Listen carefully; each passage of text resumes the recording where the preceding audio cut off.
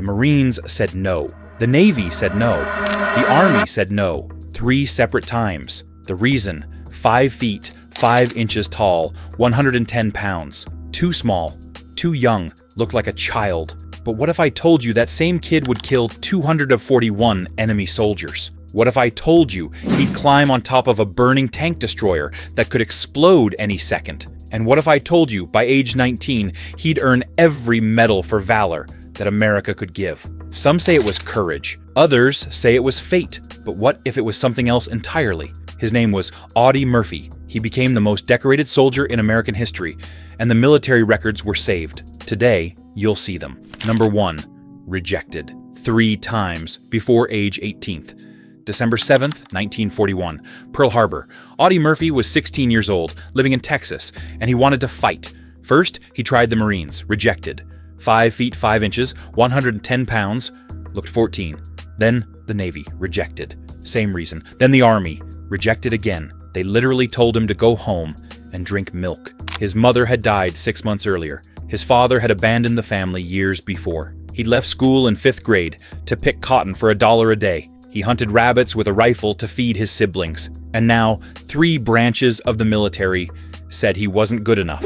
So his older sister Corinne signed an affidavit. She lied about his birth year, changed 1925 to 1924, made him 18 on paper. June 30th, 1942, the Army finally accepted him.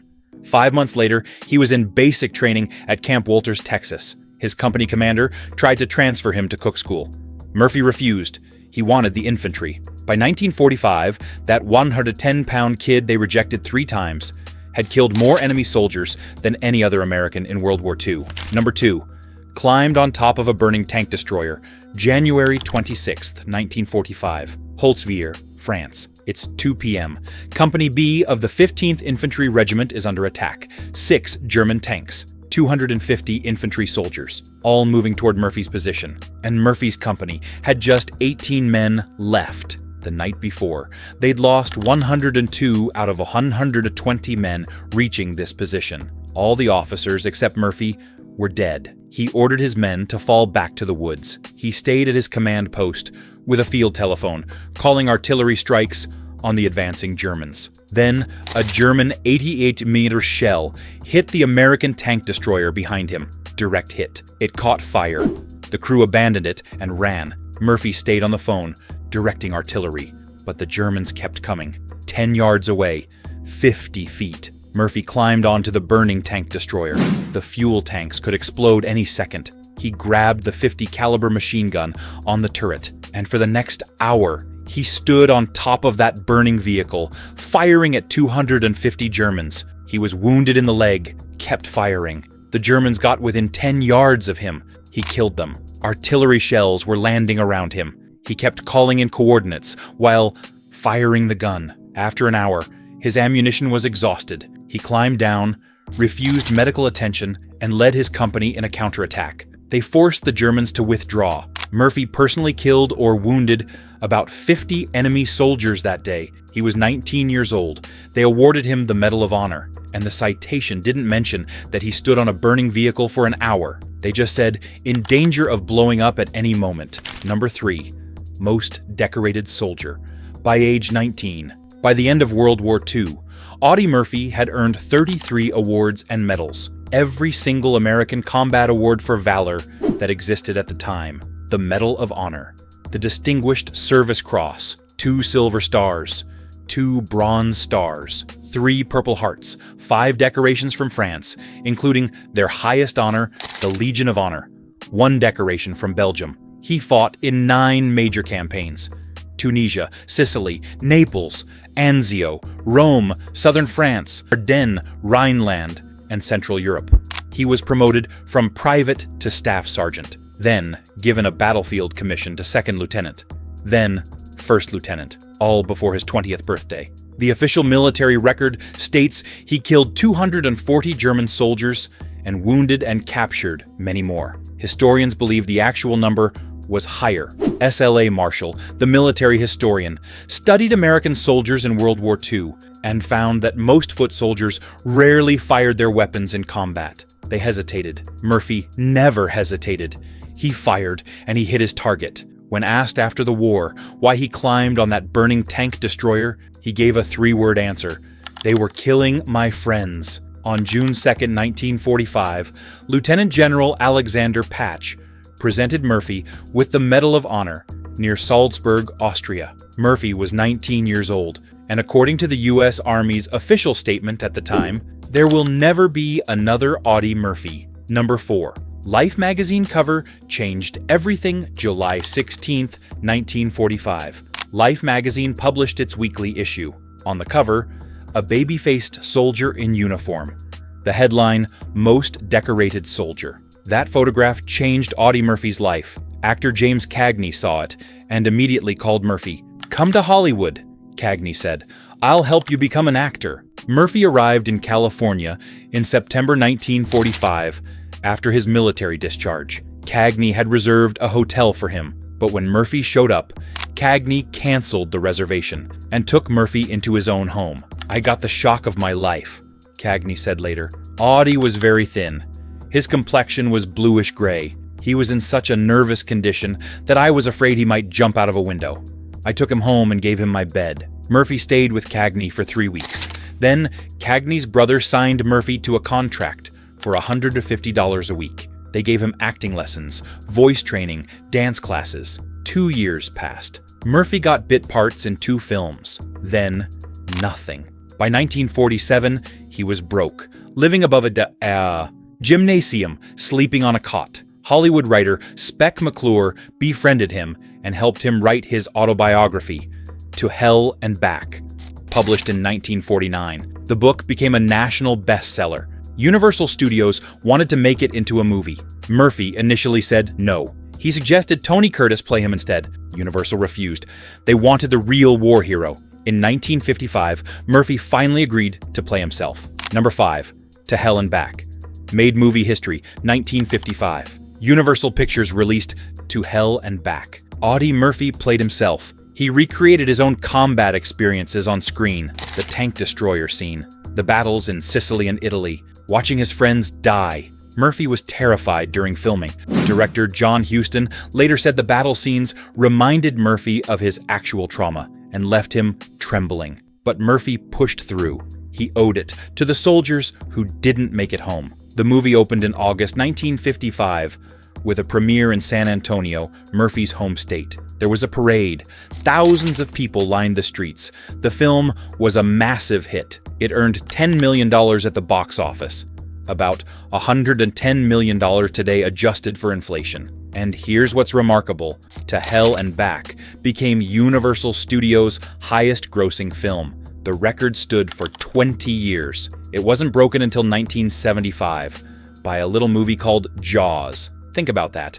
A war movie starring a 5'5" former soldier with no acting experience held Universal's box office record longer than any other film until Steven Spielberg made a movie about a giant shark. Murphy personally earned about $1 million from the film through his salary and profit percentage. He went on to make 44 feature films total, mostly westerns. But To Hell and Back was the one that mattered, because it wasn't about Audie Murphy the actor. It was about the men who didn't come home. Number 6. Slept with a loaded gun under his pillow. After the war, Audie Murphy came home a hero. Parades, banquets, magazine covers. But at night, he couldn't sleep. June 17th, 1947. Murphy had a medical examination. The doctor documented headaches, vomiting, nightmares about the war. Murphy told the doctor he couldn't sleep without a loaded pistol under his pillow. What we now call PTSD, they called battle fatigue or shell shock back then. There was no treatment, no therapy, just sleeping pills. Murphy became addicted to a sedative called Placidil. He took it every night for years. His first wife, Dixie Wanda Hendricks, said he once held her at gunpoint during an episode. She witnessed him crying over newsreel footage of German war orphans. Murphy eventually took to sleeping alone in his garage with the lights on. He couldn't be in the dark. He couldn't be around people when he slept. In the mid-1960s, Murphy realized he was completely dependent on sleeping pills. So he locked himself in a hotel room alone for 1 week. He went cold turkey. He broke the addiction by sheer willpower. The same willpower that kept him on that burning tank destroyer. Then Murphy did something almost no veteran had done before. He spoke publicly about his battle fatigue. He testified before Congress. He called on the government to study the emotional impact of combat and extend health care benefits to veterans struggling with what he had. 5 months after Murphy's death in 1971, Congressman Olin Teague introduced legislation for better veteran mental health care. In 1973, the Audie L. Murphy Memorial VA Hospital opened in San Antonio. Murphy saved lives on the battlefield, and he saved lives after the war by speaking up when no one else would. Number 7.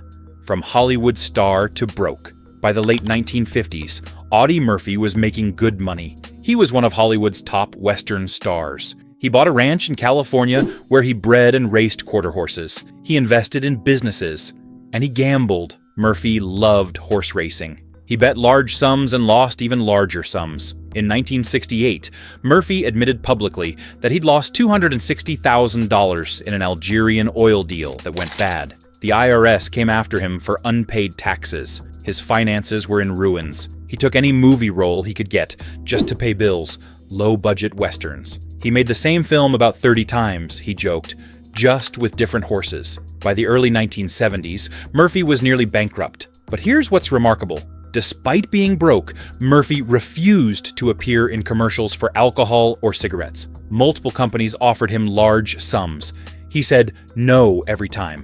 Why? I don't want to set a bad example for young people. This is a man who killed 240 enemy soldiers, who earned 33 medals, who became a movie star, and when he was desperate for money, he still refused to compromise his values. In May 1970, Murphy was arrested in Burbank, California, for assault with intent to commit murder during a dispute with a dog trainer. He was accused of firing a shot at the man. Murphy denied it. The case was eventually dropped. His temper, his money problems, his PTSD, it was all catching up to him. 1 year later, he was dead. Number 8. 241. Confirmed kills. Official U.S. Army records credit Audie Murphy with 241 confirmed enemy kills. But let's put that number in context. Most American soldiers in World War II rarely fired their weapons in combat. Historian L.A. Marshall studied this after the war and found that only 15 to 20% of infantrymen actually shot at the enemy during firefights. Fear, hesitation, moral conflict. Murphy had none of that. He'd been hunting since he was a boy. He once told a friend, "If I didn't hit what I was shooting at, my family wouldn't eat that night." That's how he learned to shoot. Out of necessity. By the time he got to Europe, he'd been pulling a trigger for years. And he didn't hesitate. In Sicily, Murphy's platoon was under fire. Most men wouldn't move. Murphy stood up, yelled, "Follow me!" and charged up a hill, firing from the hip. He took the position. He was promoted to corporal 2 days later. In Italy, he killed 4 German soldiers in close combat and wounded 4 more while saving American lives. 2 days after that, his company was pinned down by camouflaged Germans. Murphy crawled forward on his belly and called in mortar strikes until 15 Germans were dead and 35 wounded. And that was all before the tank destroyer incident. Murphy was what the Army calls a natural soldier. He had tactical judgment.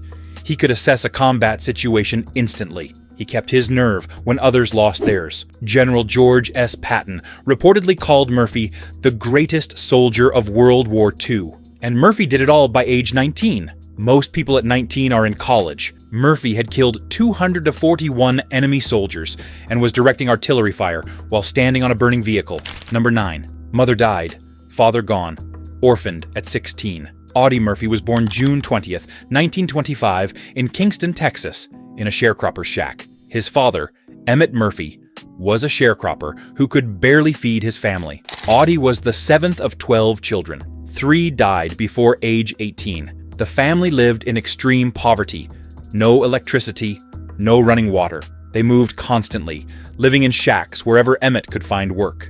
When Audie was 12, he left school. 5th grade was as far as he got. He worked on farms for $1 a day, picking cotton, pumping gas, doing anything to help his mother put food on the table. His father left when Audie was 15, just walked out and never came back. Murphy later said, "I hate anyone who quits." Then, in May 1941, Audie's mother, Josie, died of heart disease. Audie was 16 years old.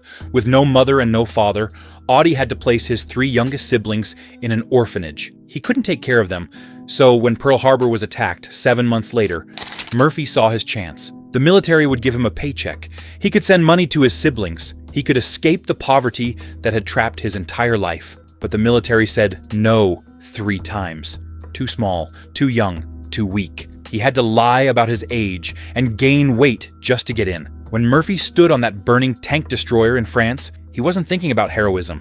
He was thinking about survival, because survival was all he'd ever known. Number 10, died in a plane crash. At age 45, May 28, 1971, an Aero Commander 680 took off from Atlanta, Georgia, heading to Martinsville, Virginia. On board, 6 people, including Audie Murphy. They were on a business trip to inspect a modular homes manufacturing plant. Murphy was a director of the investment company. The pilot, Herman Butler, had 8,000 hours of flying time, but no instrument rating, meaning he could only fly in clear weather using visual references. As they approached Virginia, the weather turned bad. Heavy clouds, rain, fog, 0 visibility. Witnesses in Galax, Virginia, reported seeing the plane flying in and out of clouds at 150 feet above ground, dangerously low. The pilot tried to land on a highway.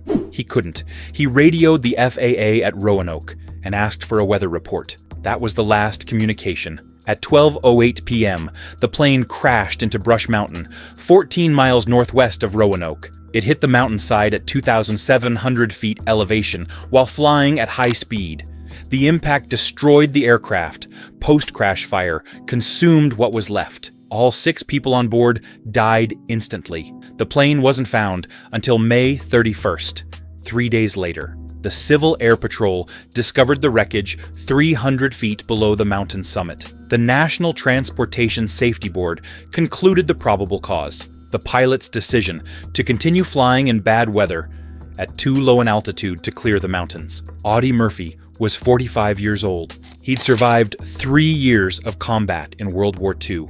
Bullets, artillery, tank fire, burning vehicles, and he died in a plane crash in Virginia because a pilot flew into clouds he couldn't navigate. Murphy was buried with full military honors at Arlington National Cemetery on June 7, 1971. George H.W. Bush attended. Army Chief of Staff William Westmoreland attended. Members of the 3rd Infantry Division attended. Murphy's grave is one of the most visited at Arlington. More than 70 years after he climbed on that burning tank destroyer, people still come to pay their respects. Murphy's widow, Pamela, filed a $10 million lawsuit against the aircraft's owner, Colorado Aviation. In December 1975, a jury awarded the Murphy family $2.5 million in damages. Rejected by the military 3 times, climbed on a burning tank destroyer at 19, earned 33 medals, killed 241 enemy soldiers, became Universal's biggest star until Jaws,